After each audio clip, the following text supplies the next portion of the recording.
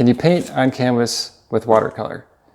Some artists paint directly on there, but I find that the colors lift a little bit, especially if you paint in layers. And that's because the gesso really isn't as absorbent as regular watercolor paper.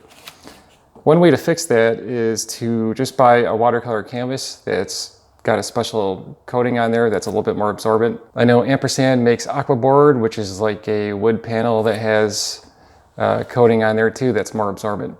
But you can also take a canvas like this, one that you'd prefer painting on, and prepare it with some absorbent ground. This is golden absorbent ground, but I know that Daniel Smith also makes something very similar, and it just takes 2 coats.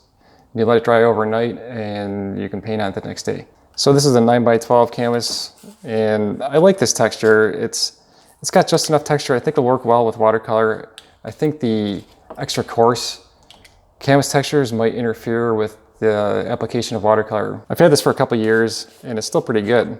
I should probably stir this up. These spatulas are pretty nice. They're made for painting.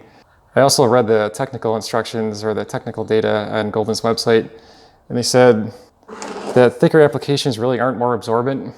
You actually run the risk of creating more cracks if you go too thick. I would apply this in a relatively thin manner. I don't know if I would build up too much texture with it. So you just put it on like you would if you were gessoing a canvas. Now, if you have trouble seeing where you applied it, you just tilt it a little bit and you can see it actually right here. You can see that that's a little bit darker. I don't know if I would say this is self-leveling. You don't really put it on that thick that it would smooth out. You just brush it on in a thin manner. At least that's how I'm going to put it on. I don't want a coarse texture that I have to fight against with the watercolor paint. I just want something a little bit more absorbent than regular gesso. I'm just smoothing out any area that I missed, getting rid of any excessive brush strokes or excessive texture.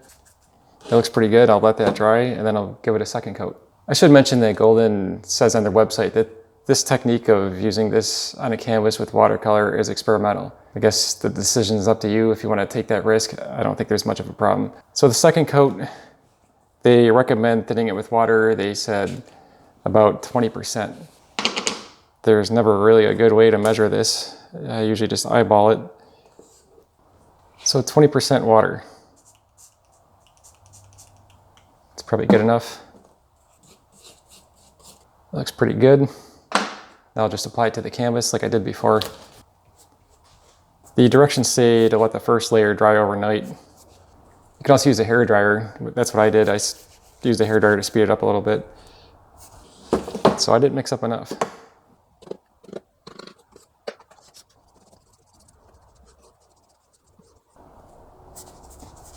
This is exciting. It's like watching paint dry.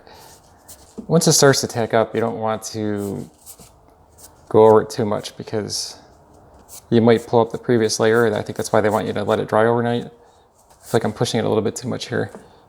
Here's what it looks like when it dries. This is a close-up. You can see most of the canvas texture is still there.